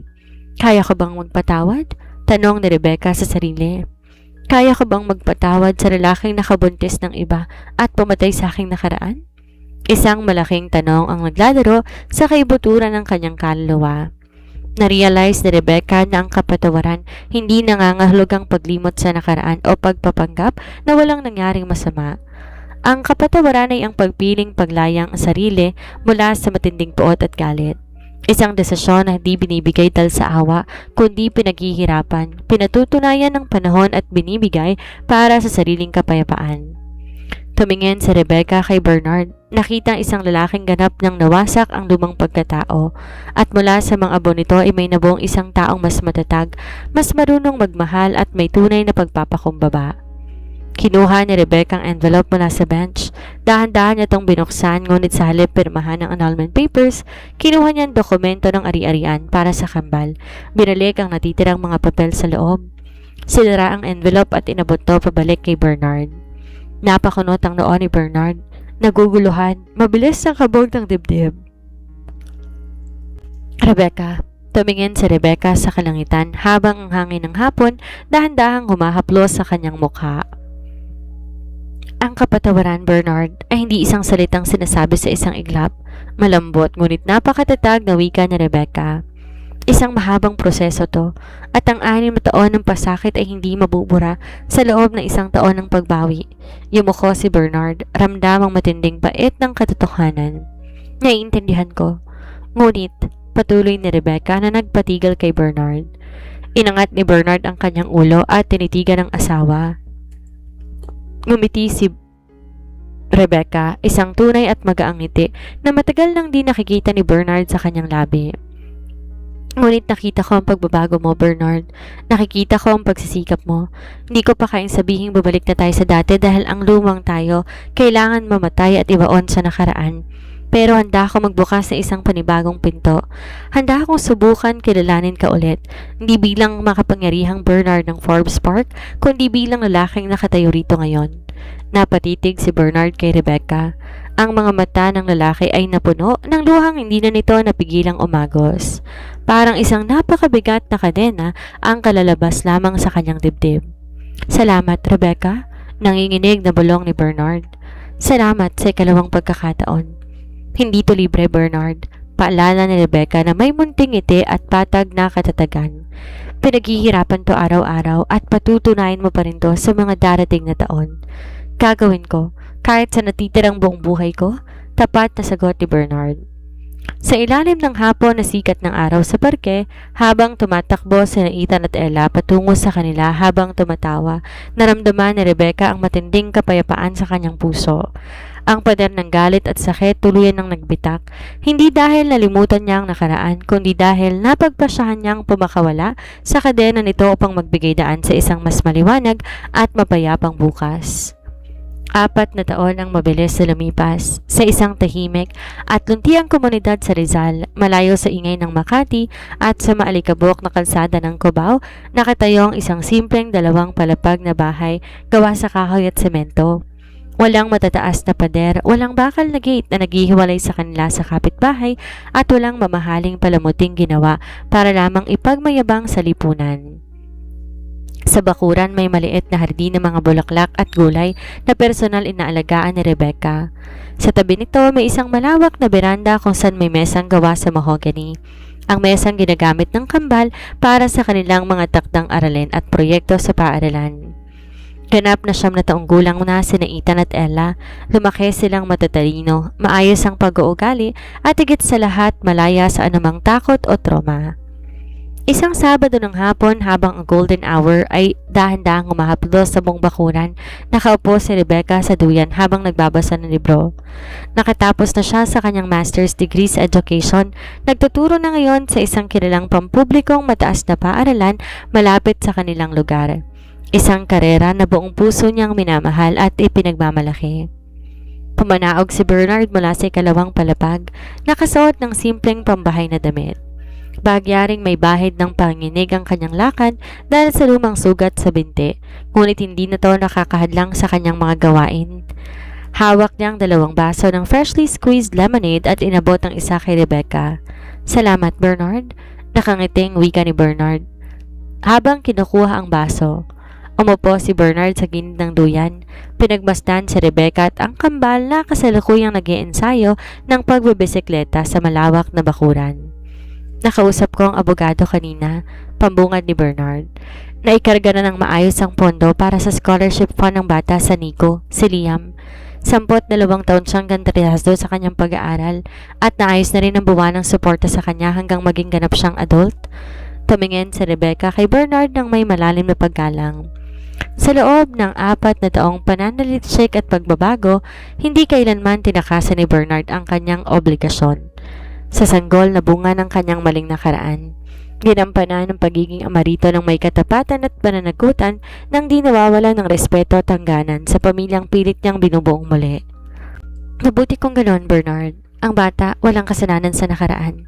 Nararapat na siyang lumaking may sapat na support at pagmamahal, maamong sagot ni Rebecca. Inabot ni Bernard ang kamay ni Rebecca. Dahan-dahan, pinagsalikop ang kanyang mga daliri. Wala nang mamahaling wedding ring na pinatapon ni Rebecca 4 na taon nang nakakaraan. Ang nasa mga daliri nila ngayon ay 2 simpleng pilak na singsing. Isang simbolo ng kanilang bagong kasunduan at panibagong simula na hindi batay sa pera, kundi sa katapatan, respeto at tunay na pagmamahal. Ilang beses kong tinatanong sa sarili ko kung anong unang buwan ng ating paghihiwalay. Mahinang bulong ni Bernard habang nakatitig sa mata ng asawa. Kaya mo pa ba kaya akong patawarin? Kaya mo pa ba kayang tignan na isang lalaking naging halimaw sa loob ng 6 na taon? Huminga na malalim si Rebecca, sinara ang librong hawak. Tinitigan ng lalaking nakatayo sa kanyang piling. Isang lalaking malayong-malayo sa dating CEO na naghahagis ng pera sa sahig at nagmamalaki sa kanyang kapangyarihan. Ang pagpapatawad, Bernard, ay hindi nangangahulugang binabalik natin ang nawala. Dahan-dahang pinaliwanag ni Rebecca habang ang boses ay puno ng liwanag at kapayapaan. Minsan, kailangan mawasak lahat bago muling mabuo ang isang bagay na mas matatag. Ang purong salaming na basag hindi may babalik sa dating anyo, ngunit ang mga piraso nito'y pwedeng tunawin muli upang gumawa ng isang mas matibay at mas magandang sisidlan. Napangiti si Bernard habang ang luha ng kagalakan ay gumulong sa kanyang pisngi. At ang sisidlang yon ay ang buhay natin ngayon? Oo, patangong sagot ni Rebecca. Hindi ko nilimot ang 6 na taong pasakit, Bernard. Ang mga sugat na yon na nagpapaalala sa akin kung gaano ako kalakas bilang isang ina at bilang isang babae. Pero pinili kong magpatawad hindi para sa iyo lang, kundi para sa sarili ko at sa mga anak natin. Dahil ang totoong kapatawaran ay ang pagpapakawala sa galit upang magkaroon ng espasyong pagmamahal at kapayapaan. Papa, Mama, tingnan niyo po si Ella. Marunong na siyang magbisikleta ng walang gabay. Sigaw ni Ethan mula sa malayo habang pumapalakpak. Tumayo sina Rebecca at Bernard mula sa beranda. Magkahawak ang kanilang mga kamay na lumakad patungo sa kinaroonan ng kambal sa gitna ng bakuran. Habang nakatayo sa ilalim ng maliwanag at mapayapang sikat ng araw, pinaligiran sila ng tawanan ng kanilang mga anak at ng sariwang hangin ng hapon. Wala nang madilim na kahapon, wala nang bakanteng kaharian na gawa sa takot, pera at kasinungalingan. Sa ibabaw ng nawasak na nakaraan, nagtagumpay silang magtayo ng isang tunay na tahanan. Isang tahanang di na muling mabubuwag ng anumang bagyo dahil ito'y tinayo sa pundasyon ng katotohanan, sakripisyo at kapatawarang pinaghihirapan at pinatutunayan ng panahon. Napakalamig ng simoy ng hangin sa mga burol ng Rizal ngayong gabi ng Desyembre. Ang kalangitan puno ng kumikistap ng mga bituin, habang sa loob ng tahanan ng mga ilustre, ang init ng pamilya ay pumupuno sa bawat sulok ng silid.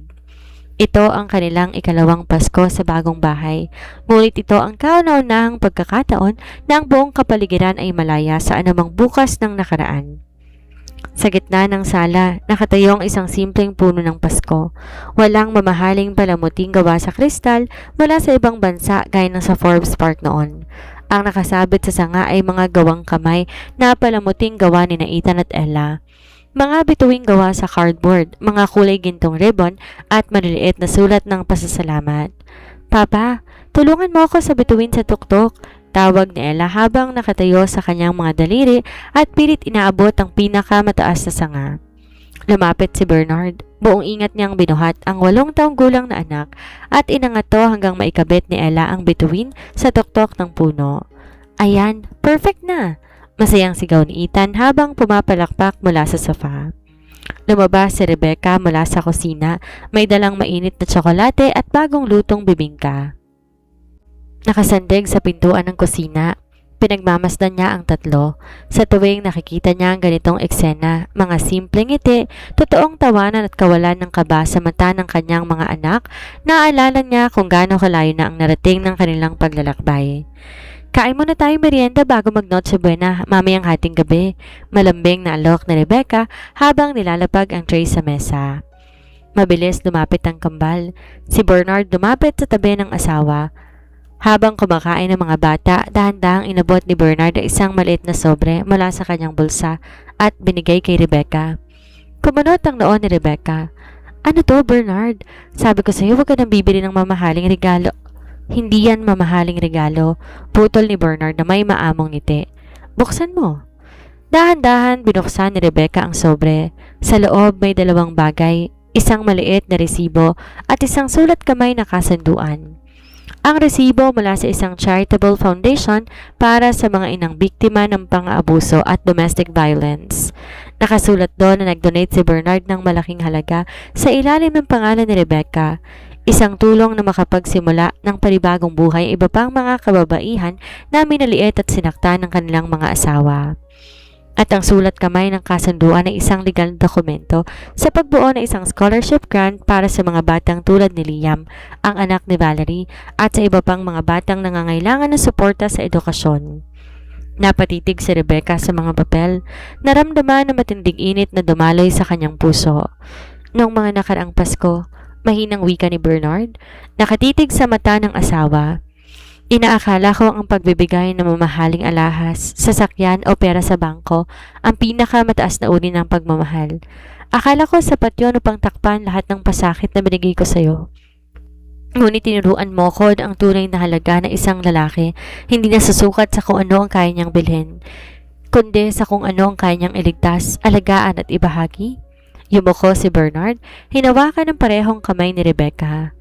Ito ang regalo ko sa iyo ngayong Pasko, Rebecca. Ang patuloy na pagpapatunay na ang buhay na binigay mong muli sa akin ay gagamitin ko para sa kabutihan ng iba. Tinitigan ni Rebecca ang kanyang asawa. Ang lalaking nakatayo sa harap niya ay hindi na ang haring nagkahari-harian sa isang bakanteng kaharian.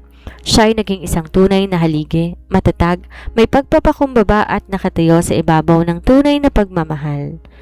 Inangat ni Rebecca ang kanyang kamay at dahan-dahan hinaplos ang pisngi ni Bernard. Ito ang pinakamagandang regalo na natanggap ko, Bernard, bulong ni Rebecca nang may tapat ng ngiti. Salamat sa pagiging lalaking nararapat para sa mga anak natin at para sa akin. Tumunog ang kampana ng kalapit na simbahan, nagbabadyang padating na ang hating gabi. Maligayang Pasko, Mama! Maligayang Pasko, Papa! Sabay na sigaw ni Ethan at Ella habang tumatakbo patungo sa kanila upang magyakapan. Niyakap ni Rebecca at Bernard ang kambal na napakahigpit. Sa gitna ng simpleng bahay, sa ilalim ng liwanag na gawa, kamay na bituin, natagpuan ng pamilya Ilustre ang tunay na kahulugan ng Pasko. Isang bagong simulang hindi binigay ng libre kundi pinaghihirapan, pinatutunayan ng panahon at pinagpapala ng kapatawaran. At dito na po nagtatapos ang kwento ni Rebecca at Bernard. Isang patunay na sa gitna ng matinding sakit, panggagahasa sa dignidad at pagtataksil, may kakayahan na isang taong bumangon, magpatawad at muling bumuo ng isang buhay na mas matatag at puno ng kapayapaan. Isang napakalaking pasasalamat sa Ayesha TV narrator lalo na kay Miss Sandra sa buong puso at maramdaming pagbabahagi ng kwentong to. Ang bawat emosyon at buhay na binigay nyo sa bawat kabanata, tunay na tumagos sa puso ng bawat isa sa amin. Para sa ating mga kababayang OFW sa iba't ibang panig ng mundo na nagtitiis sa cold, lungkot at sakripisyo malayo sa kanilang mga pamilya, naway magsilbing lakas at inspirasyon sa inyo ang kwentong ito. Paalala na saan man kayo naroon, nararapat kayo sa tunay na respeto, pagmamahal at dignidad. Huwag niyong hahayaan na babaliwala ang inyong mga sakripisyo. At sa lahat ng ating mga listeners at subaybay na patuloy na sumusuporta, maraming salamat sa inyong oras, pakikinig at pagbibigay puso sa kwentong ito. Naway mag-iwan to ng magandang aral sa inyong mga tahanan at relasyon. Hanggang sa muling kwento ng buhay, pag-ibig at pag-asa dito sa Ayesha TV. Maraming salamat po at pagpalain tayong lahat ng may kapal.